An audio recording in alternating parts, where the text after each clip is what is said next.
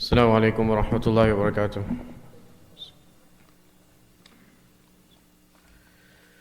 الحمد لله حمدا كثيرا طيبا مباركا فيه كما يحب ربنا ويرضى جل جلاله وعم نواله، والصلاة والسلام على سيدنا الحبيب المصطفى وعلى آله وأصحابه نجوم الهدى قادة التقى. أما بعد، فأعوذ بالله من الشيطان الرجيم. بسم الله الرحمن الرحيم. قال الله تعالى في القرآن المجيد: واعبدوا الله ولا تشركوا به شيئا وبالوالدين إحسانا. وقال تبارك وتعالى: وقضى ربك ألا تعبدوا إلا إياه وبالوالدين إحسانا. صدق الله العظيم. عن ابن مسعود رضي الله تعالى عنه قال: سألت النبي صلى الله عليه وسلم: أي العمل أحب إلى الله تعالى؟ قال: الصلاة على وقتها. فقلت: ثم أي؟ قال: بر الوالدين. قلت: ثم أي؟ قال: الجهاد في سبيل الله. متفق عليه. وعن أنس رضي الله تعالى عنه قال: قال رسول الله صلى الله عليه وسلم: من أحب أن يبسط له في رزقه وينسأ له في أثره فليصل رحمه. متفق عليه. أو كما قال عليه الصلاة والسلام. وصدق رسول الله صلى الله عليه وسلم: إن الله وملائكته يصلون على النبي يا أيها الذين آمنوا صلوا عليه وسلموا تسليما. اللهم صل وسلم وبارك على سيدنا ونبينا وحبيبنا محمد وعلى آله وأصحابه أجمعين. My respected elders, brothers, mothers and sisters, just before I start, I see a lot of space in the gathering. If I can request all the brothers, inshallah, please move forward. This will bring, inshallah, more blessing into the gathering. If I can request the brothers, please move forward and fill in gaps in between. Jazakumullahu khairan. Just point out what our respected MC was saying. It's a little intimidating, brother. I'd say it's a little intimidating, inshallah.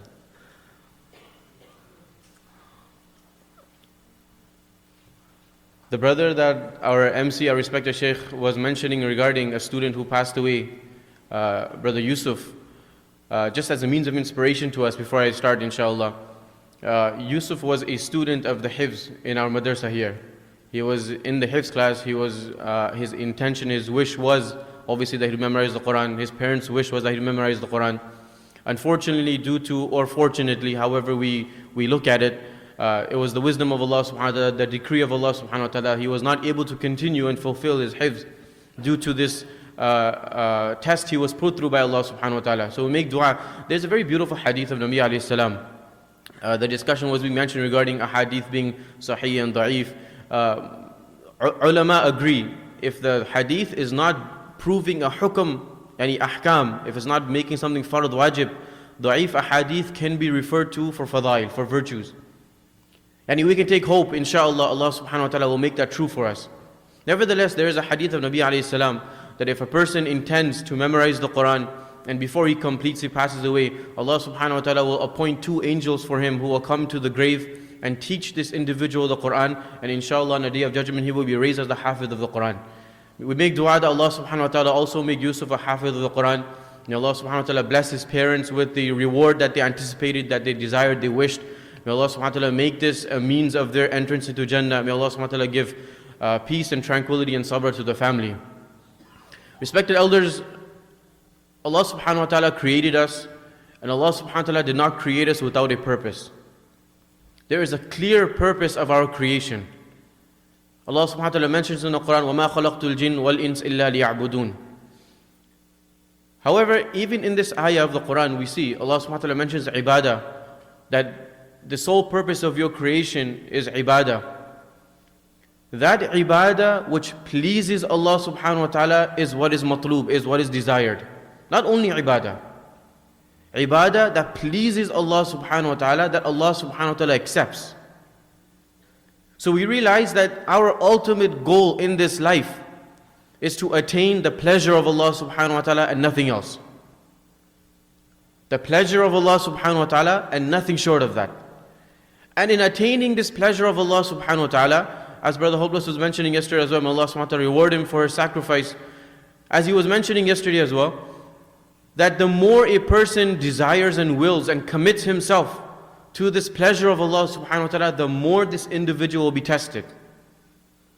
And no individuals, no people have been tested by Allah subhanahu wa ta'ala more than the Anbiya alayhi salatu wassalam. who were given the highest of ranks, highest of ranks.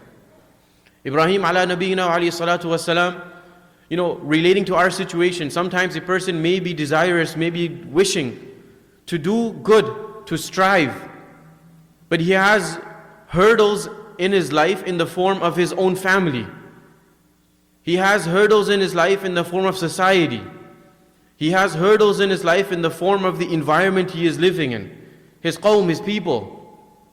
Ibrahim ala nabiyina alayhi salatu wasalam proved to us that despite any hurdles that were put to him, Ibrahim alayhi salam jumped over those hurdles and he attained the pleasure of Allah subhanahu wa ta'ala. إِذْ قَالَ لَهُ رَبُّهُ أَسْلِمْ قَالَ أَسْلَمْتُ لِرَبِّ الْعَالَمِينَ. The greatest sunnah of Ibrahim alayhi salatu wasalam, the greatest sunnah of Ibrahim alayhi salatu wasalam was Aslim, قَالَ أَسْلَمْتُ لِرَبِّ الْعَالَمِينَ. Allah subhanahu wa ta'ala said to him, we said to Ibrahim, submit. And Ibrahim alayhi salam submitted to his Lord. Our Nabi alayhi salatu wasalam was put through great tests, great tests.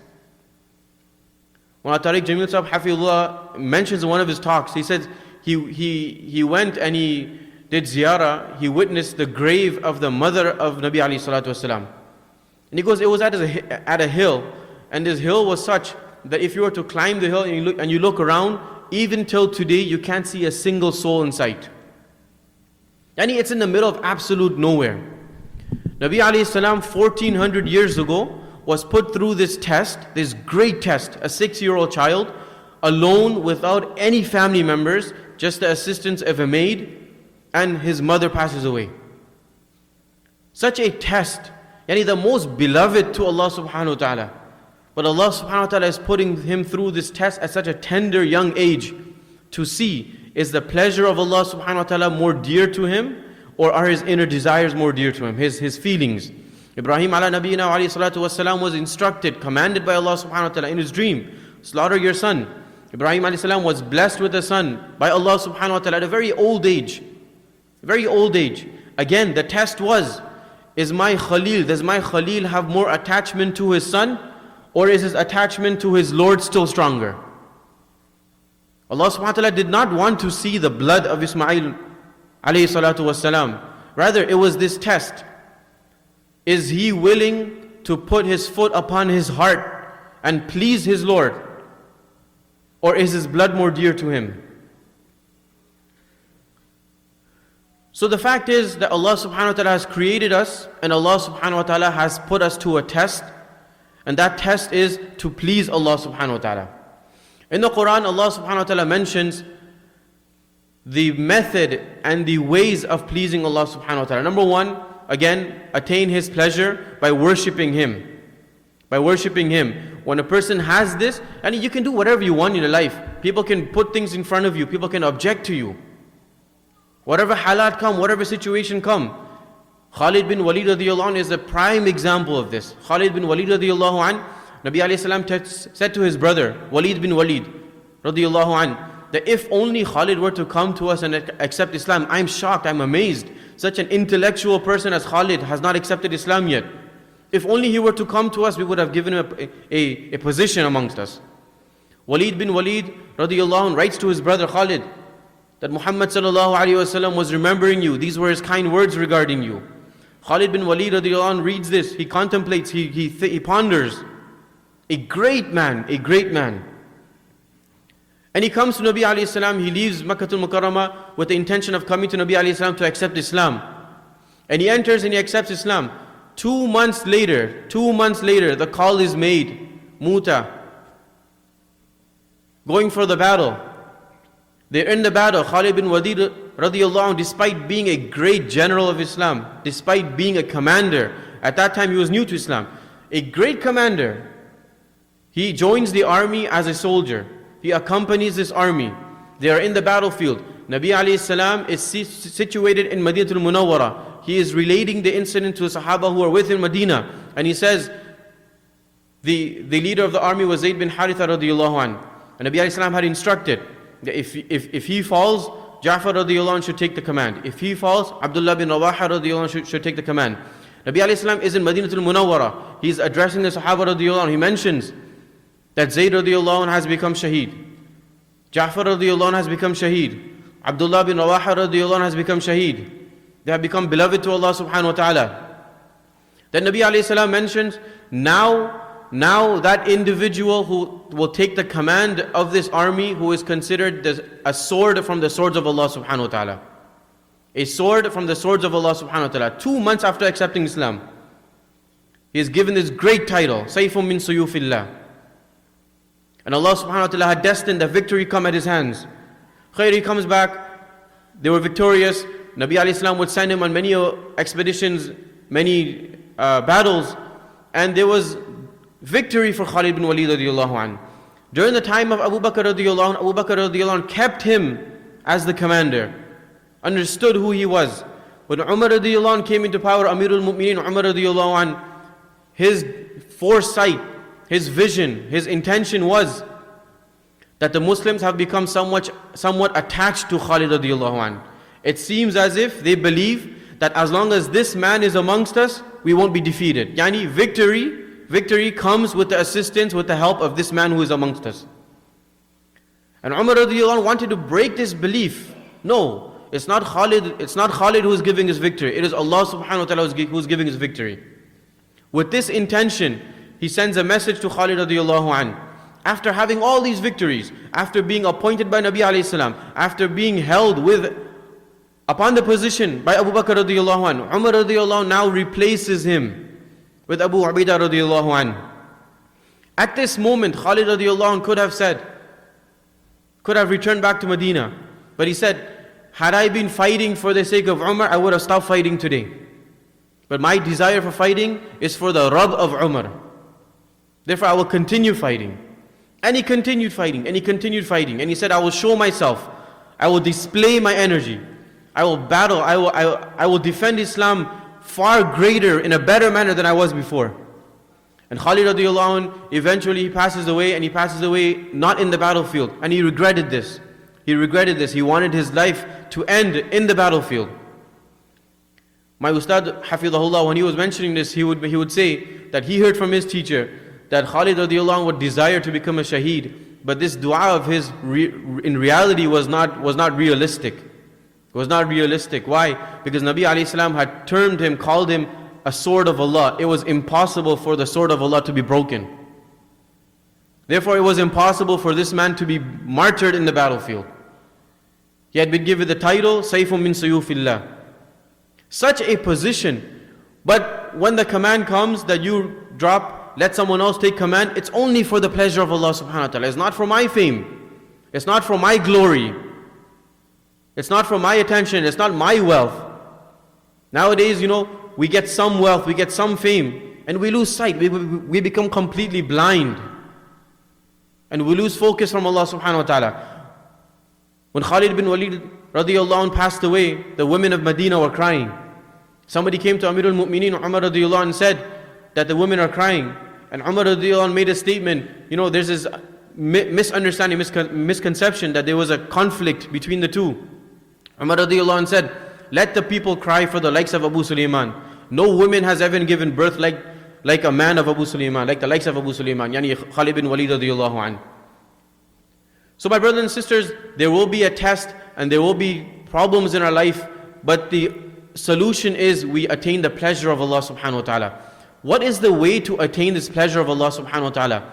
Two main points. Number one, following the command of Nabi alayhi salatu wassalam. Following the command of Nabi alayhi salatu wassalam.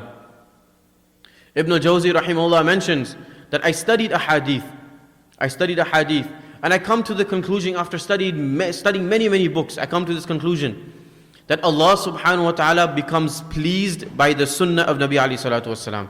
By following the method and the sunnah of Nabi alayhi salatu wasalam, Allah subhanahu wa ta'ala becomes pleased.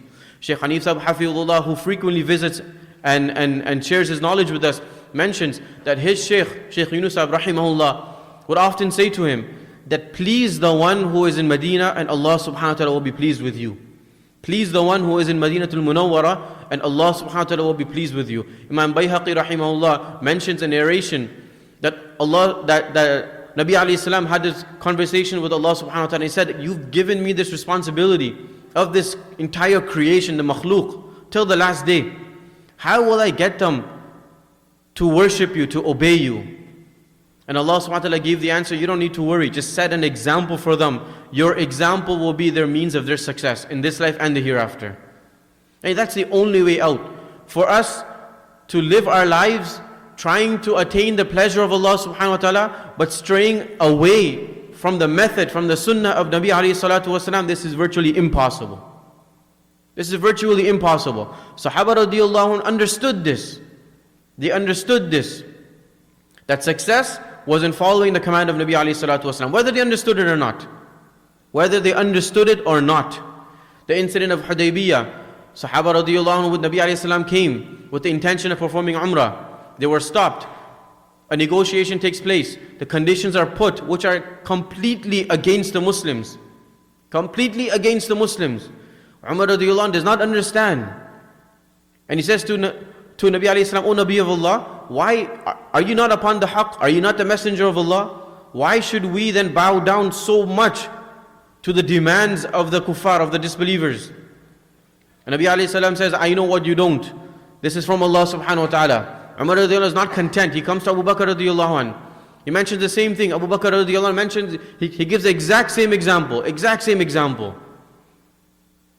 Same answer. That this is from Allah subhanahu wa ta'ala. Success is this. And we see the result.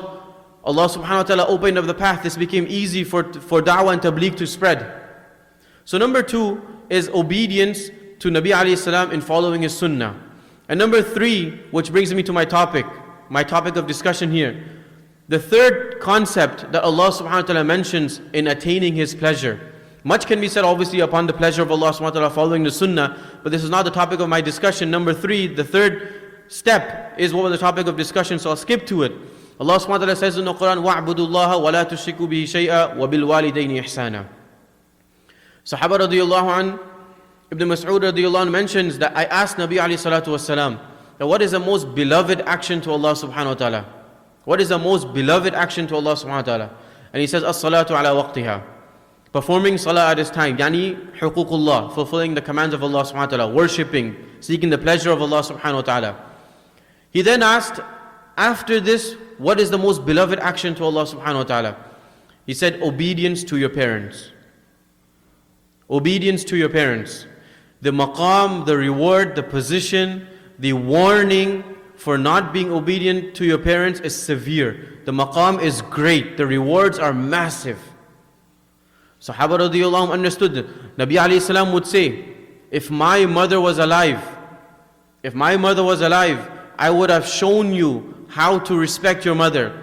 The adhan would be given, the iqamah would be given. I would be performing salah, Allahu Akbar. I would be reciting Surah Fatiha, and I would hear my mother call me, O Muhammad, and I would break my salah and I would attend to my mother.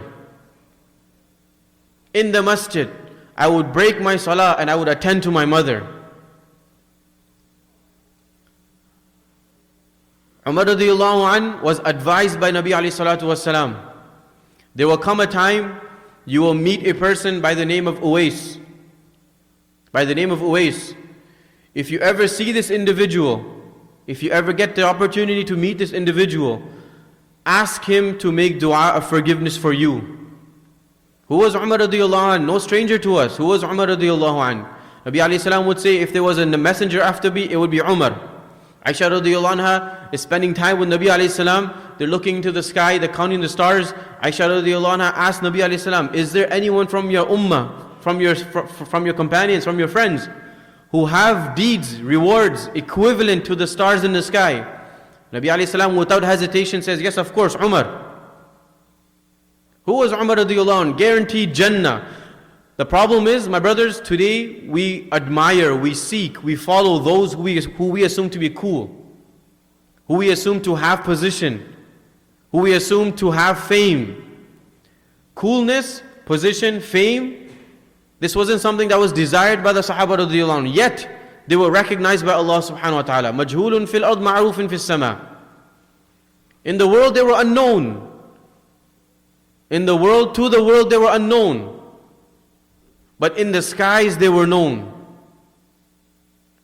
A Sahabi radiallahu anhu Nabi alayhi salam says, I was taken for a tour of Jannah, and I heard the recitation of Qur'an. of a Sahabi radiallahu anhu who was in Madinatul Munawwara. I asked, whose recitation is this? He was told, this is your so-and-so companion. But Nabi alayhi salam said, but he's in Madinatul Munawwara. He is in Madinatul Munawwara. How is his recitation being heard in the skies? And Jibreel answered, and he says, Allah subhanahu wa ta'ala has loved his obedience to his mother so much that every time he recites the Qur'an, Allah subhanahu wa ta'ala has made an announcement, let the people of Jannah hear his recitation of the Qur'an.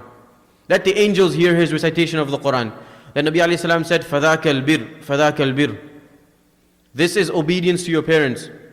Umar radiallahu anhu was instructed by Nabi alayhi salam, if you ever get the opportunity to meet this individual by the name of Uwais, ask him, request him to seek forgiveness for you. Now, Umar radiallahu anhu made this a point. My Khalil, my Habib has instructed me. They were men beyond their egos. They were men beyond their egos. Umar radiallahu anhu did not ever think to himself, I am Umar. I am going to ask a person who is not even a Sahabi. Uwais al-Qarni rahimahullah radiallahu anhu was not even a Sahabi. Yet he was alive at the time of Nabi alayhi salam. When he was alive, the only thing that prevented him from coming and visiting Nabi alayhi salam was a service to his mother. So Nabi alayhi salam need to highlight the maqam and the position of people who serve their parents. Nabi alayhi salam said to him, if you ever see this individual, ask him to make dua for you. The moment comes, people come for Hajj. Umar radiallahu anhu inquires, is there anyone here from Yemen? Yes, there are some people. Anyone here from Qarn? Yes. Anyone from Murad, the family? Yes. Anyone here by the name of Uwais? One individual stood up. He said, I'm not Uwais, but I know Uwais. He's my nephew. Where is he? Is he here? Yes, he's here. He should be somewhere there in the corner performing salah. Umar radiallahu anhu takes Ali radiallahu anhu. Nabi alayhi salam had instructed them both. Let's go to Uwais. We have this opportunity. They go to Uwais Qarni rahimahullah radiallahu anhu. They see him performing salah. Once he completes, they address him. Who are you? He said, I am Abdullah. Umar radiallahu anhu said, I know you're the slave of Allah. There are many slaves of Allah. Who are you? What is your name? Well, what do you have to do with my name? Ali radiallahu anhu mentions, this is Amirul Mu'mineen, Umar ibn Khattab, I am Ali ibn Abi Talib. Uwais Qarni rahimahullah radiallahu anhu said, I apologize, I had not recognized you. Had I recognized you, this would not be my treatment. And he mentions, my name is Uwais, this. Umar radiallahu anhu then says to him, make dua of maghfirah for us. Make dua of maghfirah for us. Uwais Qarni rahimahullah, oh Amirul Mu'mineen, you are the Amirul Mu'mineen. I should be at your service. I should be serving you. Umar radiallahu anhu says, no, I heard from Nabi alayhi salatu wasalam. I heard from Nabi alayhi salatu wasalam, if you meet this individual, ask him to seek forgiveness for you, for he is an individual whose du'as are not rejected by Allah subhanahu wa ta'ala. The only cause, the only reason was his service to his mother. Yani attaining the pleasure of Allah subhanahu wa ta'ala through your parents. The situation today, we have a little bit of money, we have a little bit of fame, and we become bigger than everybody else. We attain a little bit of knowledge, we forget our asatidha, our teachers. We consider ourselves greater than them. Musa alayhi salam, despite being amongst the ulul azm anbiya, was cautioned by Allah subhanahu wa ta'ala. Go to Khidr, learn from Khidr. He is your ustad. No matter how great you become, no matter how much wealth you have, no matter how much fame you have, this is in reality due to the dua and due to the efforts of your parents. A man came to Nabi alayhi salam and he complained of his father. He said, my father takes my wealth. Nabi alayhi salam said, go and bring your father to me. As he is gone, Jibreel alayhi salatu wasalam comes and he tells Nabi alayhi salam, when this old man comes to you, tell him, Jibreel alayhi salam comes to Nabi alayhi salam, says, Allah subhanahu wa ta'ala says salam to you, to Nabi alayhi salam. And he says to you, he conveys his message, that when this old man comes to you, ask him to repeat the words that he said in his heart. This old man comes, Umar radiallahu anhu asked, this is the situation, your son is complaining regarding you, what is the reality? He said, ask him what the reality is. Khair, Nabi alayhi salam says, forget this, say to me, relate to me the words that you said in your heart. Again, this Sahabi radiallahu anhu, he says to Nabi alayhi salam, Wallah, you only increase us in belief. And these were words that nobody had heard. My own ears had not heard these words. But Allah subhanahu wa ta'ala through wahi revelation instructed Nabi alayhi salam, get him to say these words to you. He related the poetry, the khulasa, the meaning of this poetry. That when you were born, I struggled behind you, we struggled behind you, we put the effort. When you cried at night, we had sleepless nights. When you grew, when you were in pain, it pained us. And then when you reached an age where we thought we could benefit from you, you treated us like we were strangers. You deserted us, you left us, your harshness treated us.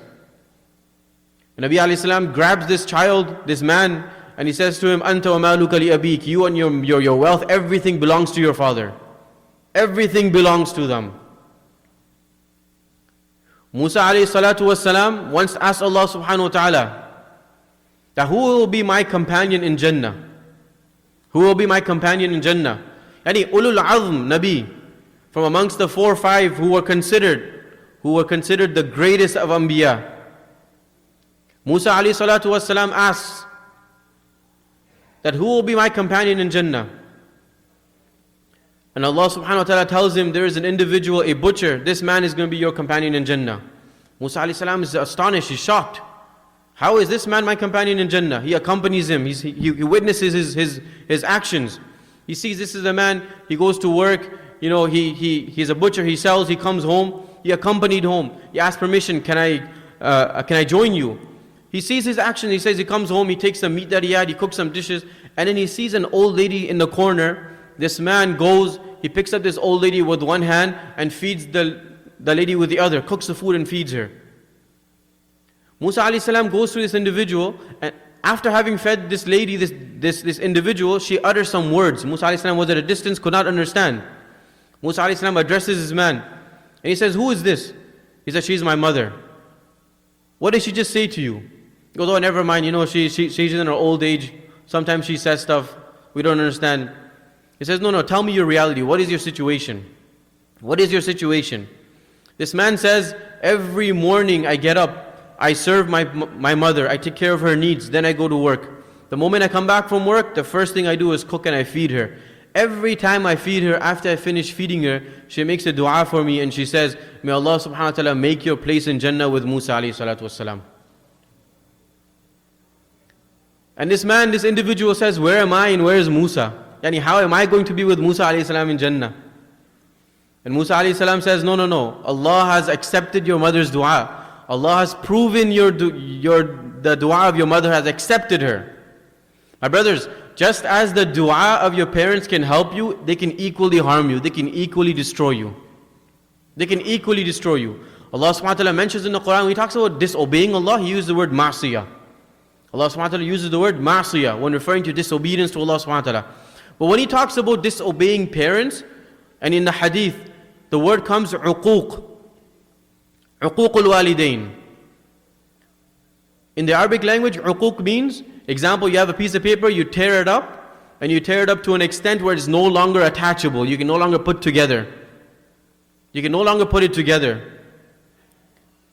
Uquq al-walidain, and disobedience to parents is such that a person, when he disobeys Allah subhanahu wa ta'ala, he is shattering his life. Absolutely shattering his life.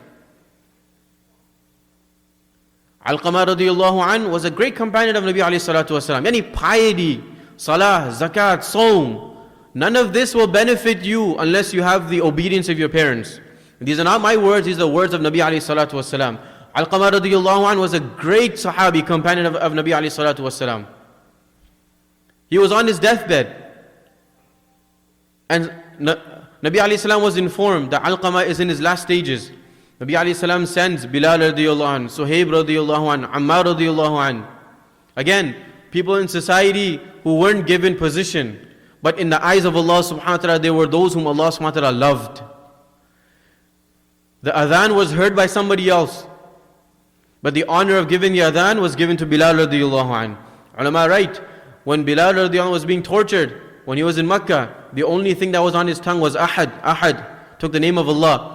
When the call for salah was to be made, this same Bilal was the one that was given the honor of calling the call for salah.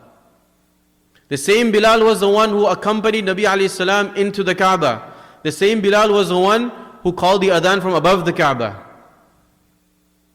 And the same Bilal is the one who is being sent by Nabi alayhi salam, go and do talqeen to your brother Alqamah, remind him of the shahada, remind him of the kalima. He is in his last stages. They go, they try, it's difficult. Alqamah is not able. And Alqamah radiyallahu anh is speaking He is talking. He is telling the Sahaba, I am trying to recite the kalima but I can't. It just won't come out. He's speaking. They send a message back to Nabi alayhi salatu wasalam that we are trying to do talqeen, he won't recite the kalima. He says he can't. Nabi alayhi salam says, does he have his father, mother alive? Yes, his mother is alive. Call his mother to me. She was elderly. Nabi alayhi salam sends a message, if you are able to come, you come, otherwise I will come to you. She says, no, it's my pleasure, I will come to Nabi alayhi salam. She comes. Nabi alayhi salam says to his mother, I take the qasam upon Allah, tell me the truth, otherwise Allah subhanahu wa ta'ala will reveal His revelation upon me. What is the situation of your son Alqamah? And the mother says, by Allah, he is a pious individual. By Allah, he is a pious individual. He spends his day in salah, he fasts, he gives charity, he spends his night worshipping Allah subhanahu wa ta'ala. So Nabi alayhi salam says, no, there's something wrong. But what is his relationship with you? What is his situation with you? And Nabi alayhi salam gets the answer from the mother. The mother says, I am displeased with him. I am not happy with him. Reason being, he gives preference to his wife over myself. When he speaks to me in a harsh tone at times. At times. Again, keep in mind we're talking about the Sahaba radiyallahu anhum. Sahaba radiyallahu anhum are the stars for us to follow. Allah subhanahu wa ta'ala sometimes made them do things, certain things. They were made to do things, so that they can become a lesson for us.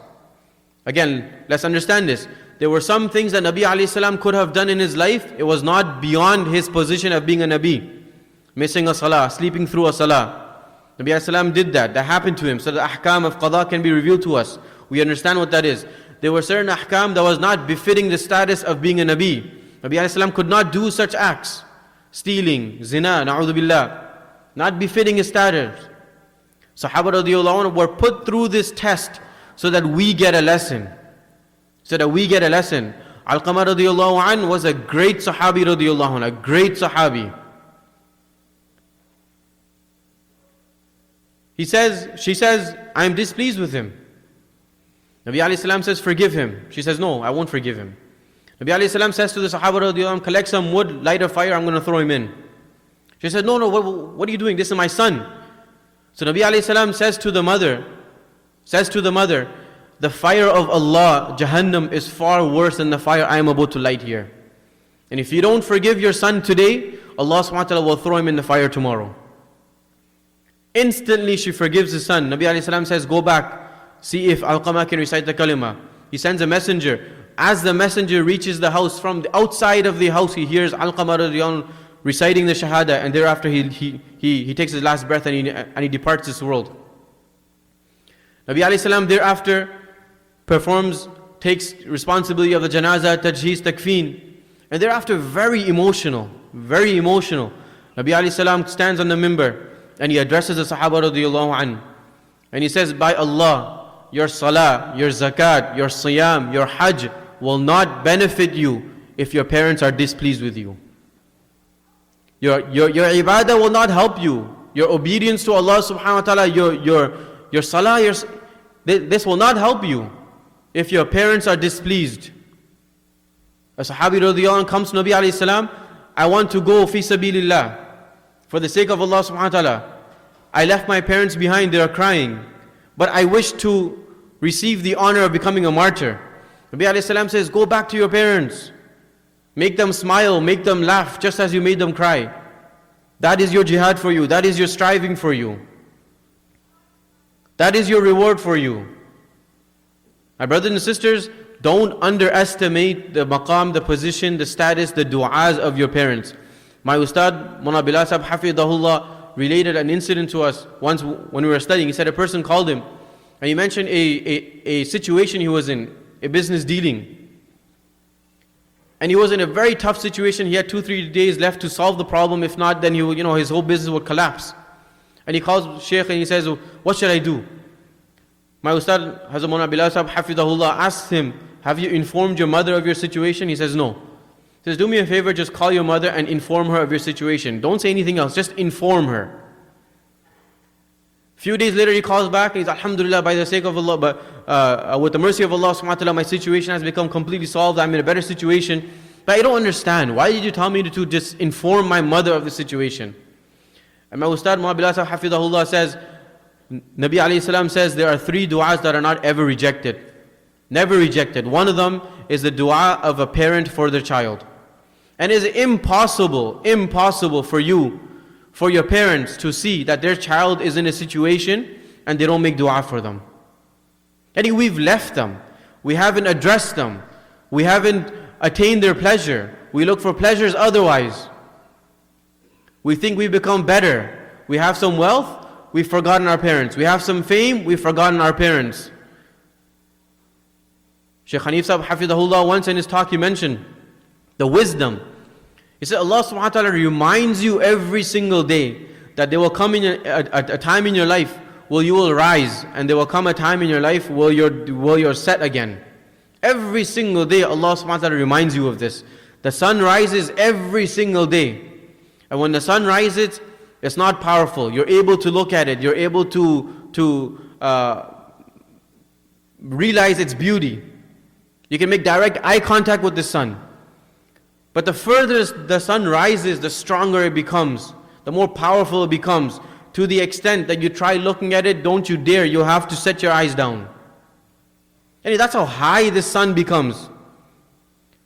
And Shaykh Hanif Sahib Hafidahullah always says, this is a message for you and I. Every day this is a message for you and I. Allah subhanahu wa ta'ala is telling us, there will come a time in your life where you will become great. Don't forget those who work behind you. Don't forget those who raised you. Don't forget those who put their blood and sweat behind you. Qari Tayyib Sahib Rahimahullah would say that my father, before he passed away, he addressed me and he said that whatever you have, whatever fame you have, whatever wealth you have, he was a principal of Deoband for many years. Whatever you have, this is all mubarak to you. However, there is one thing that I have for myself, and that is I have made you a hafiz of the Qur'an for myself. Every day, recite a portion of the Qur'an and send rewards to me. Qari Tayyib Sahib Rahimahullah mentions that every day since that day, it has become my ma'mul, my custom, my daily routine. Every day after Maghrib Salah, I would recite 1 juz in Awabin and send the reward to my father. There were people behind you who raised you there. You got there due to their sacrifices. And then there will come a time again where you will set. And again your power will fade.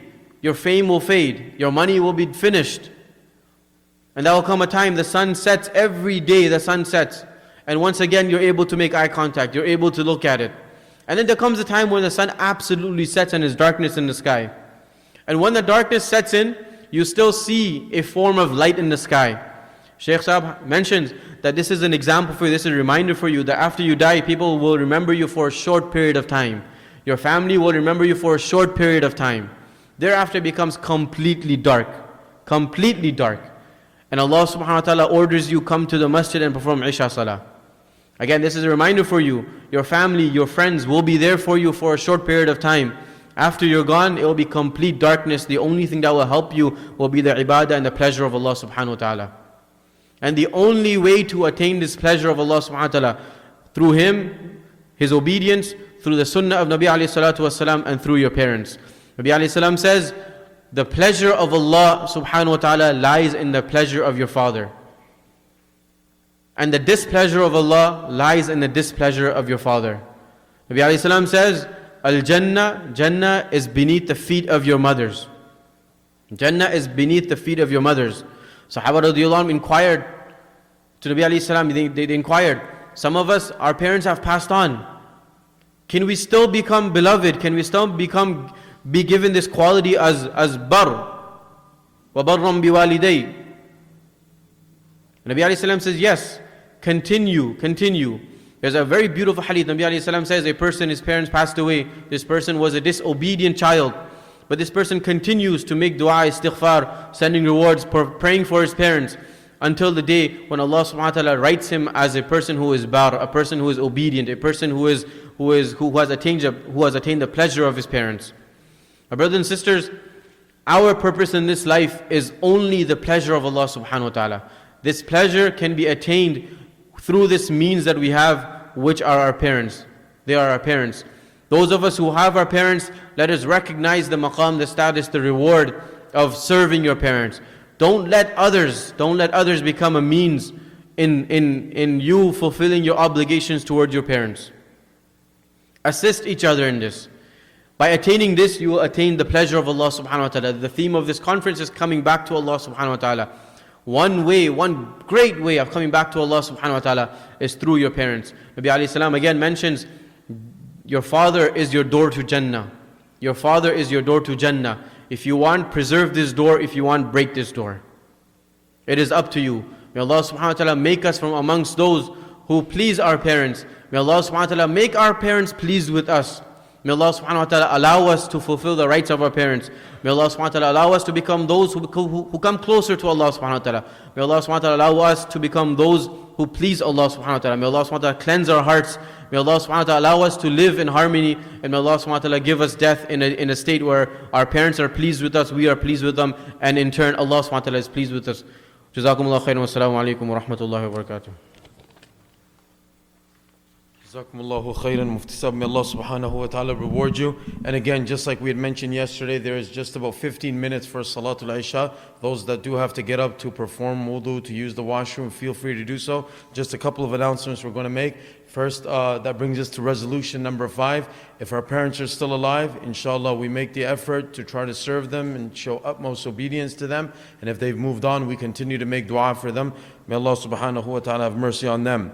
And secondly, there is food later on this evening, inshallah, for the brother. Oh, there's food now that's available in the back. There is food that is available in the back now. And for the sisters, there's food